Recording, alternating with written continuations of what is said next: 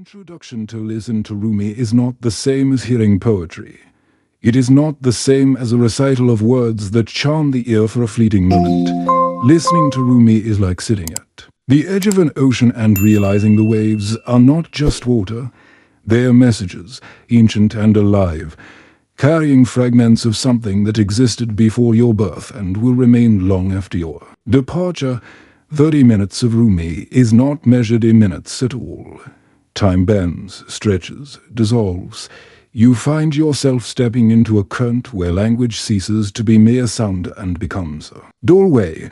Rumi's words are centuries old, yet they carry a freshness that unsettles. They do not belong to one culture, one religion, or one era. They move across boundaries as if borders were illusions drawn on sand. What you hear is not just Persian poetry. What you hear is a pulse, a rhythm that seems stitched into the fabric of existence. It is as though Rumi reached into the hidden architecture of the world and pulled out threads of light, weaving them into sentences that still glow today. To give 30 minutes of your life to his voice is to brush against something timeless, something that does not age. Many approach Rumi with expectation, hoping for wisdom, for comfort, for inspiration. But his verses rarely behave in ways you predict. They slip past reason, as water slips through fingers, leaving behind only the wet trace of truth. You think you have understood. Then suddenly you realize the meaning has dissolved and reassembled into another form. This is why listening is so different from reading. Reading allows you to control the pace. Listening forces you into surrender. The words flow over you, shaping your thoughts before you even realize. You are being shaped. What happens in those 30 minutes is not a lesson but an undoing. His voice pulls at the structures you cling to. You may find yourself disarmed, unsettled, even slightly lost. Yet that is the point. Rumi did not write to confirm your assumptions. He wrote to shake the ground beneath them, to remind you that what you call solid may in fact be smoke. He whispers that what you call reality may only be the shadow of a greater light. The invitation is not to hold tighter, but to let go. In a world where distraction reigns, where every second competes for attention, 30 minutes may sound trivial, but with Rumi, that half hour is vast. It stretches beyond the boundary of clock time. Within those minutes you might glimpse the paradox of being both small and infinite, both fragile and eternal. His poetry can feel like a mirror in which you suddenly see yourself without the usual disguises. You are not the mask of your name, your job, or your role. You are the breath between words. You are the silence that makes sound possible. This is why people say 30 minutes can change your life. Not because it teaches you something new in the conventional sense, but because it shifts the angle of your perception. It bends the lens. Imagine staring at a familiar painting every day, until one morning the light in the room changes and suddenly the painting reveals colors you never noticed. Nothing in the painting itself changed. Only your way of seeing did. That is the effect of Rumi. He alters the quality of light in your mind. The transformation is not dramatic. It does not announce itself with trumpets.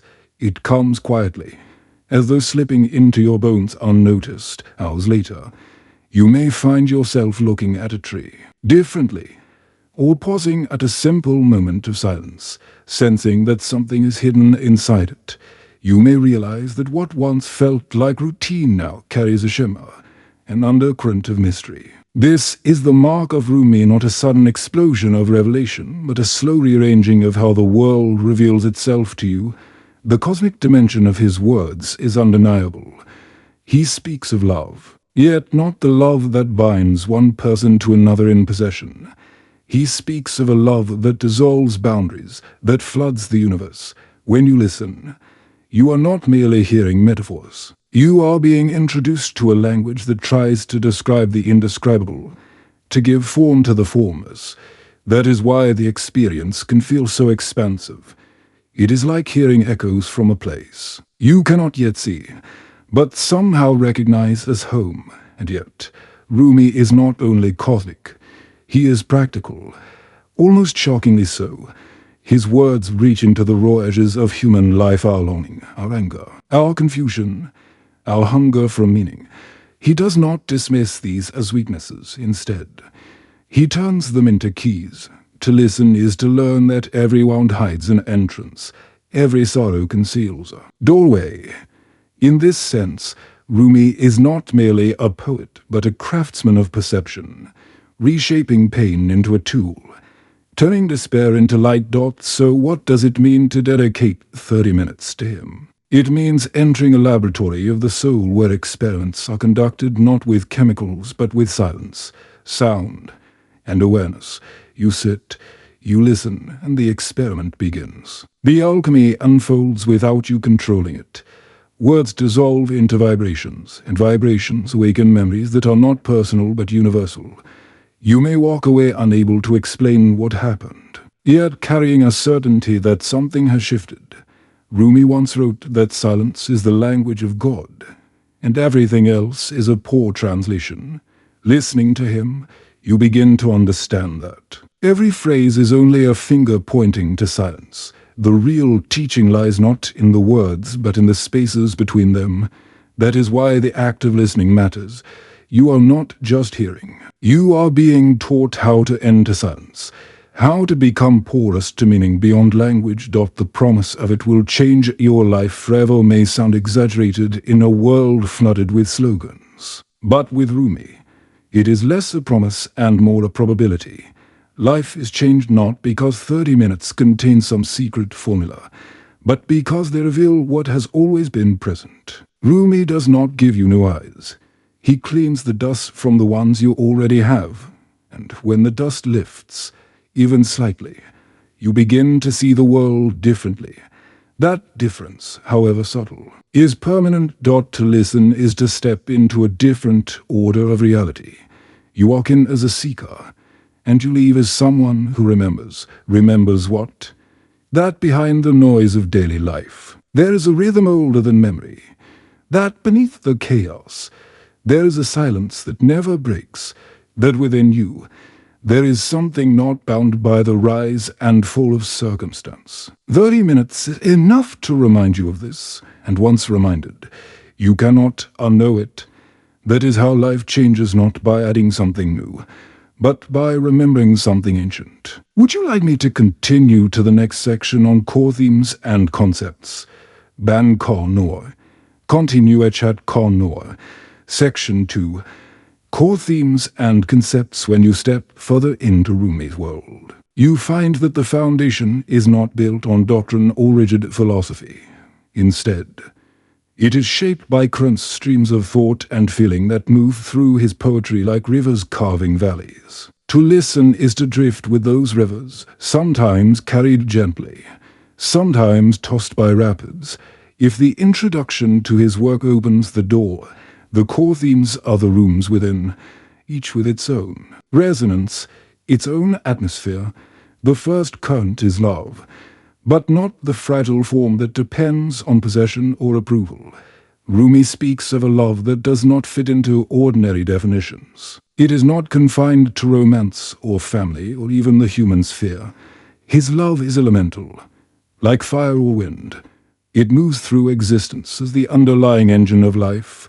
To listen for 30 minutes is to sense that you are swimming in this vast ocean and that your personal longing is but a ripple on its surface.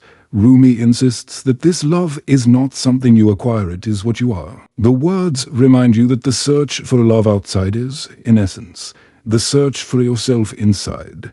Another theme is union. Rumi often writes as though he is dissolving into something greater, losing the borders of his self. He likens the human being to a reed cut from the reed bed, forever crying out to return. In that metaphor lies the essence of union, the deep yearning to rejoin the source. Listening to his words, you may feel that same ache, that same recognition that much of your restlessness comes from this separation. He does not simply diagnose the longing. He invites you to imagine its resolution. The poetry becomes a rope thrown across the abyss, suggesting that what feels distant is in fact near, and what feels lost is already within reach. Closely tied to union is the theme of longing. Rumi never shies away from desire, but he reframes it in his vision. Desire is not a weakness, but a compass. It is the inner arrow pointing toward what you truly seek, even if you misinterpret it at first. He writes of thirst not as a curse, but as proof that water exists. When you listen, you may begin to hear your own desires differently. They are not accidents, they are signals, whispers from the depths of your being, reminding you of the source from which you came. There is also the theme of transformation Rumi's words are full of. Fire images of burning, melting, reshaping. He compares the soul to metal placed in a furnace, purified by the heat of experience.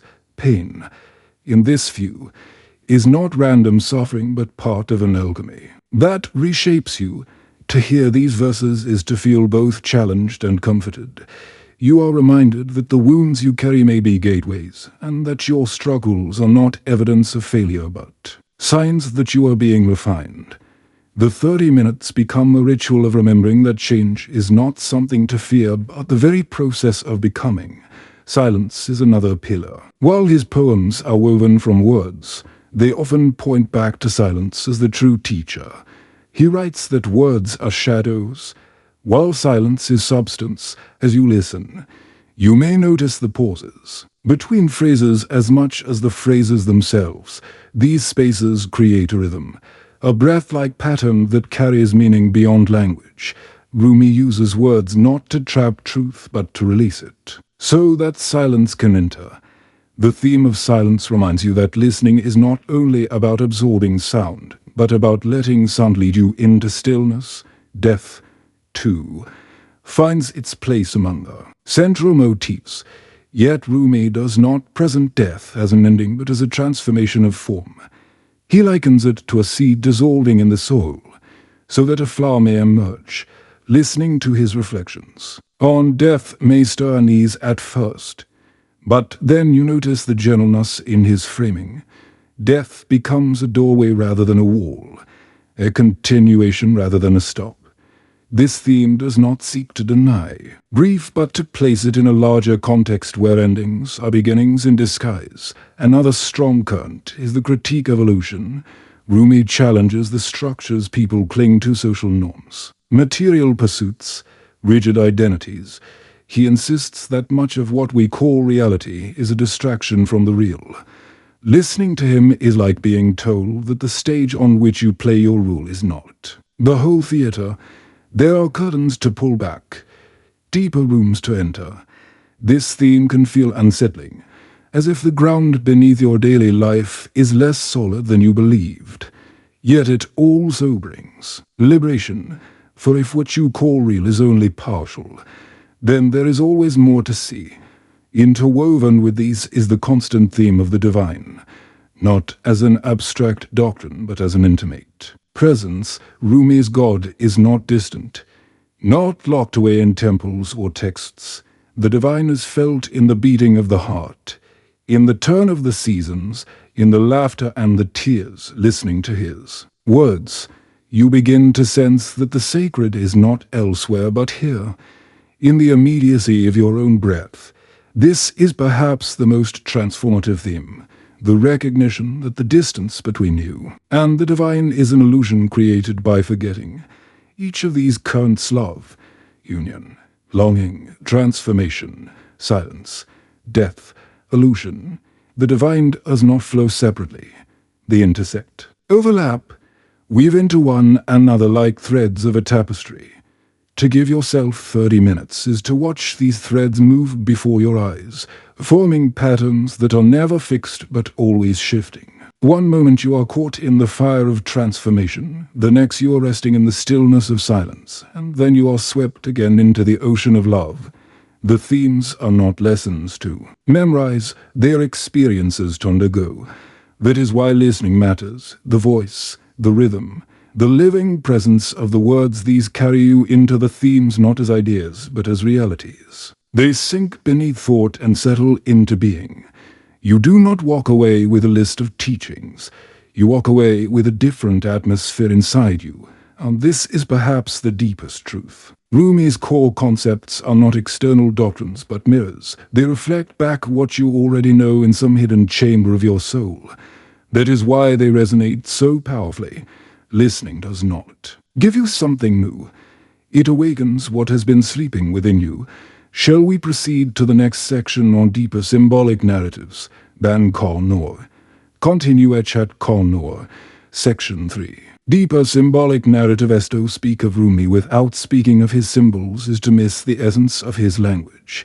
He never argued like a philosopher, nor instructed like a scholar. Instead, he painted visions. He turned ideas into images that continue to shimmer across centuries. These symbolic stories are not merely metaphors, they are living vessels, designed to carry meaning beyond the reach of rational thought. Listening to him for 30 minutes is like walking through a gallery where every painting is both simple and infinite, revealing new dimensions the longer you stare. One of the most enduring images is that of the reed flute. In his opening lines of the Masnavi, Rumi describes the reed crying because it was cut from the reed bed. This simple picture carries an entire cosmology. The reed is the human soul, torn from its source, forever mourning its separation. The flute's song is the sound of longing, a reminder of what was lost. When you listen to these lines, you begin to sense that your own restlessness, the unnameable ache you carry, is not a flaw. Out the music of separation, the story tells you that your yearning is not an accident. It is the proof of belonging. The reed does not cry because it is weak, but because it remembers. Another recurring image is the moth and the flame. The moth, drawn to the fire, circles it again and again until it can no longer resist, finally throwing itself into the burning light. For Rumi, this is the soul's relationship with the divine. The moth's destruction is not an end, but a union. For in the fire the moth becomes one with what it loves. Listening to this imagery, you feel the paradox of longing, the desire to be consumed, to lose the boundaries of self. The story whispers that love is not safe, and that transformation requires surrender, even to the point of burning. Yet in that burning lies liberation, the freedom of becoming more than yourself. He also speaks of the tavern, often as a place of drunkenness. But this is not ordinary intoxication. The wine is love. The drunkenness is ecstasy in the divine presence. The tavern is where the rigid walls of identity dissolve, where hierarchies collapse, where even reason staggers. To listen to these images is to step into a vision where the ultimate wisdom is not found in control but in letting go, where clarity emerges from surrender. The tavern is a reminder that joy, laughter, and even madness can be holy when rooted in love. The image of the marketplace also appears in his work. He describes people trading goods, busy with buying and selling, unaware of the treasure lying buried within their own hearts. This symbol points directly to the illusions of daily life, where external pursuits distract from inner wealth. Listening to this story, you feel the sting of recognition, how often you barter your time, your energy, your soul for things that fade. The marketplace becomes a mirror, showing that the real treasure is not for sale because it has never left you. There is the tail of the candle and the moths gathered round it. Some moths circle cautiously, fearing the heat, while others draw closer until they singe their wings. Only one moth dives fully into the flame, disappearing in the fire. Rumi tells this story to distinguish between those who talk about love, those who taste it briefly, and those who vanish in it completely. Listening, you feel the weight of the question: are you content to circle the flame, or will you risk dissolving into it? The candle's light is irresistible, but it demands the cost of the self. Another profound symbol is the journey. Rumi speaks of traveling not across land, but through states of being. The journey is from the mind to the heart, from separation to union, from illusion to truth. Every image of the road, the path, the caravan becomes a reminder that your life is not static, that each moment carries you forward whether you realize it or not.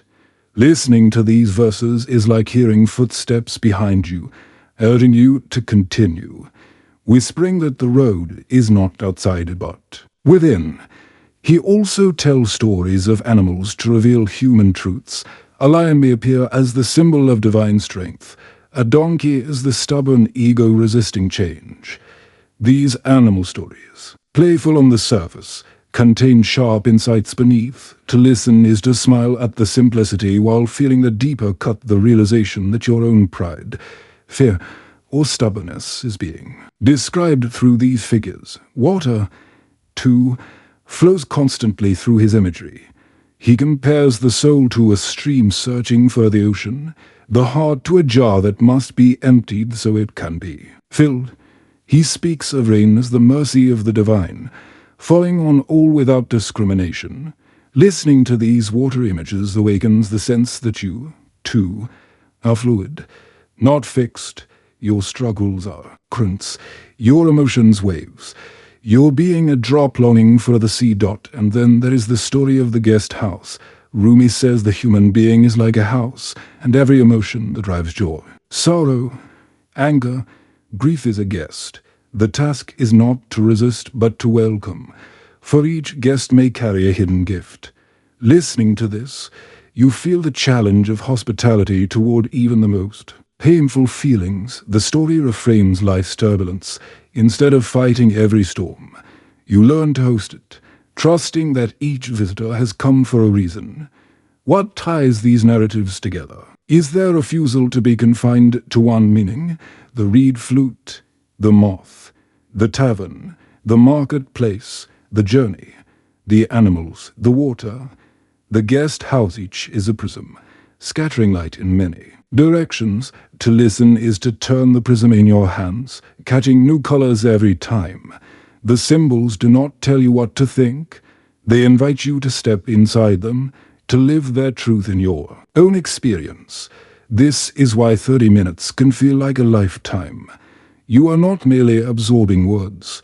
You are entering a theater of symbols that reshape your imagination. They bypass the intellect and speak directly to the soul. And in that direct encounter, something begins to shift. You feel less like a listener and more like a participant, as though the symbols were written not centuries ago, but in this very moment.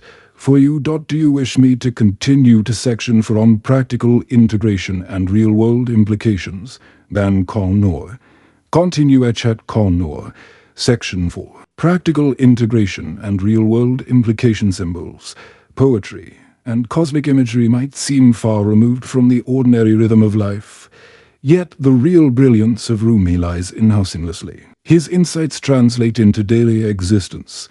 To listen for 30 minutes is not to float in abstraction, but to be given a set of inner tools, subtle, almost invisible, that begin to alter the way you move through the world.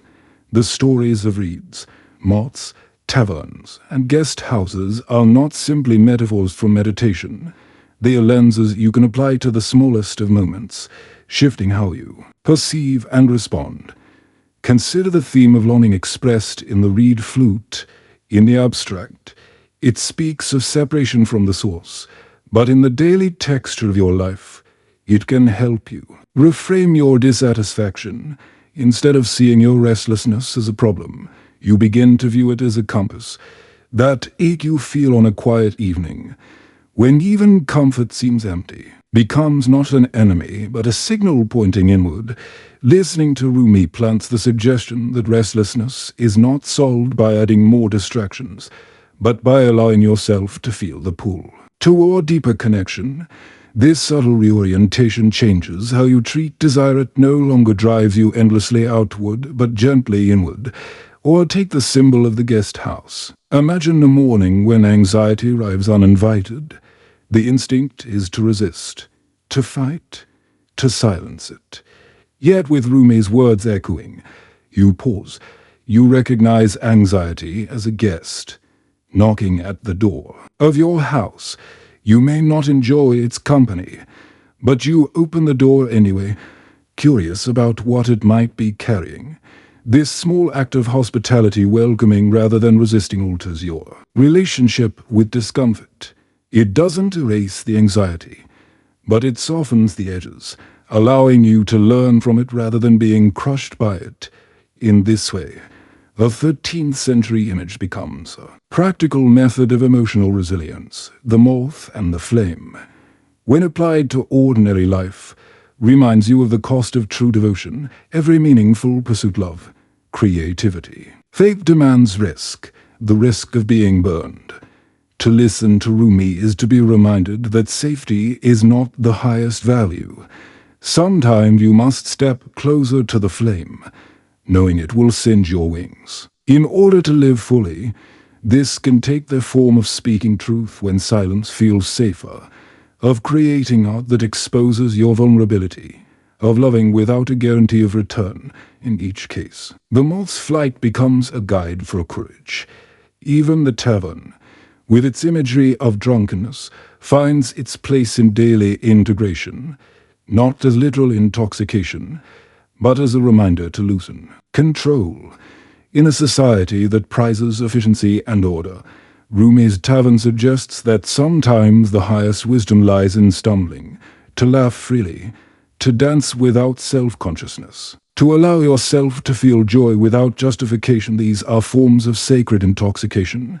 You begin to notice moments when letting go brings more clarity than holding tight, and suddenly the tavern is not a distant metaphor but a lived practice. Rumi's emphasis on silence is perhaps the most directly applicable. In a world saturated with noise, digital, social, internal, listening to him highlights the power of quiet. You may find yourself practicing small silences, closing your eyes for a breath before responding to someone, pausing to hear the wind between tasks, sitting in stillness rather than filling every gap with a screen. These practices are not dramatic, yet they carry profound effect. They return you to the present, where the sacred quietly resides. Silence ceases to be emptiness and becomes a field of presence. Death, too, finds integration not in morbid reflection, but in cultivating awareness of impermanence. Listening to Rumi softens the fear of endings by reframing them as transformations. You may notice yourself holding possessions more lightly, recognizing relationships as precious precisely because they are not guaranteed, cherishing moments because they pass. Death becomes not a shadow to fear, but a teacher reminding you to live attentively. Even mundane acts, sharing a meal, watching sunlight move across a wall, gain weight when seen through the lens of impermanence. The critique of illusion also has practical consequence. When Rumi speaks of marketplaces where people trade their souls for trinkets, he is not describing only medieval bazaars. He is describing the modern frenzy of consumerism, social validation, and endless distraction. Listening for 30 minutes, enough to plant a question. In your mind, what am I trading today? Am I bartering my attention, my presence, my inner stillness for things that will not last? That single question can interrupt the cycle, even if only briefly, reminding you to invest in what endures rather than what evaporates. Transformation, as fire imagery suggests, is not comfortable, but in practice, it allows you to see challenges as part of the refining process. When difficulties rise, conflict, failure, grief, you begin to notice them through Rumi's lens. This pain is not meaningless. It is fire reshaping the metal of your being. You may not enjoy the heat, but you begin to trust that something stronger, purer, more luminous can emerge. This trust does not erase suffering, but it changes its flavor, turning bitterness into depth. Perhaps the most profound integration lies in the theme of union. Rumi's insistence that separation is illusion plants a subtle seed. In interactions with others, you may begin to sense the hidden unity beneath difference. The stranger, the friend, the enemy, all are reeds cut from the same bed. This does not mean conflict disappears, but it infuses conflict with humility. You see less of an enemy and more of another fragment of yourself. Daily life becomes an opportunity not just for survival but for glimpses of oneness, whether in a child's laughter, a shared silence, or even in the face of someone you struggle to understand. Thus, listening to Rumi is not an escape from the world, but a new way of inhabiting it. The images sink beneath the surface of consciousness and begin to shape perception. Over time, you find yourself responding differently, seeing differently, valuing differently. The cosmic becomes practical, the poetic becomes concrete. 30 minutes may pass quickly, but the echoes remain, quietly adjusting the angles of your daily vision. Would you like me to begin section 5? The conclusion and transformational call. Ban Konor. Continuechet Konor. Section 5. Conclusion and transformational call. After 30 minutes with Rumi, you are not handed a doctrine, nor are you given a set of instructions to follow. What you are given is far subtler, yet infinitely more enduring, a shift in the way you perceive reality. His words act like a mirror that does not show you your surface reflection, but reveals the light and shadows underneath. It is an unsettling kind of clarity, one that does not solve all your questions, but reawakens your capacity to live them. The journey through his themes, love, longing, silence, death, transformation, and union, leaves you with the recognition that life itself is already layered with meaning, the moth circling the flame, the reed flute mourning its separation, the guest house that welcomes every feeling. These are not distant parables. They're images waiting to awaken within your own experiences. Rumi does not offer escape from life, but immersion into it. He reminds you that behind every ordinary moment lies an extraordinary depth. If only you pause to see. In this sense, the promise that listening for 30 minutes will change your life forever is not exaggeration, but description. Change comes not from the addition of something new, but from the removal of dust. It is as though a window, long fogged over, is suddenly wiped clean. The world outside was always there, but now you see it more clearly. The shift may be subtle, but subtlety does not mean small. Even the tiniest reorientation of perception changes the direction of the entire path. The transformation is not grand or theatrical. It does not demand that you abandon everything or declare a new identity. Rather, it begins quietly, in the way you notice the pause between breaths, the way you sit more patiently with discomfort, the way you find yourself less caught in illusions that once ruled your attention. These shifts accumulate, like drops of water, gathering until they carve valleys through stone. Over time, you begin to live differently, not because you forced yourself into a new pattern, but because you allowed yourself to be reshaped. This is the hidden gift of listening, the realization that the truths you seek are not foreign. They have always been present, waiting in the silence beneath your noise, in the stillness beneath your restlessness. Rumi is not a giver of wisdom so much as a reminder. He does not place a new treasure in your hands. He points to the treasure buried in your chest, and once you hear it spoken, you cannot unhear it.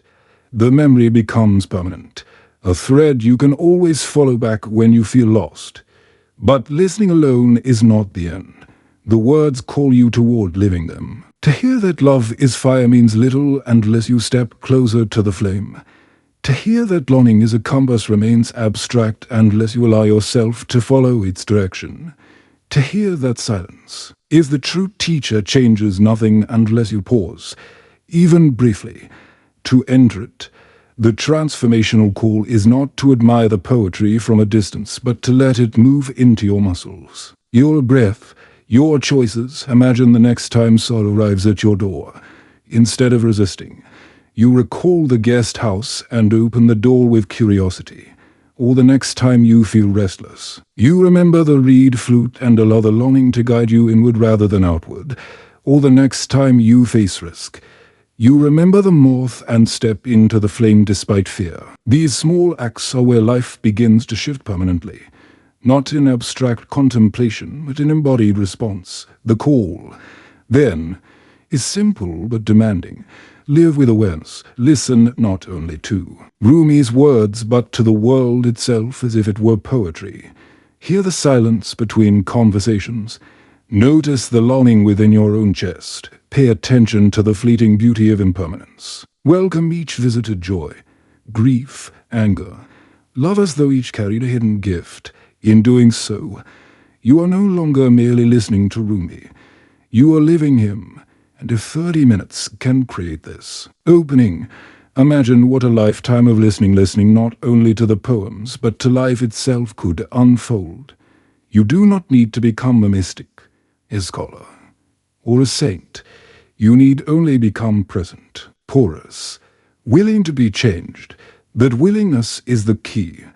With it, even the smallest exposure, half an hour of poetry whispered across centuries, can alter the trajectory of your being. So, the invitation stands before you now.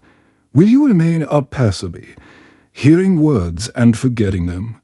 Or will you allow them to sink into you, to take root, to alter the soil of your perception? The choice is yours, but the call is already sounding. Rumi has already played the reed song, already lit the flame, already poured the wine. All that remains is whether you will listen with ears open, heart uncovered, and silence welcomed. In that choice lies the promise that your life, once touched, will not remain the same, not because something external was imposed upon you, but because something hidden within you has awakened, and once awakened, it does not sleep again. That is the quiet power of 30 minutes with Rumi. Not a performance, not a lecture, not even poetry in the usual sense, but a turning of the soul toward what it has always longed to remember.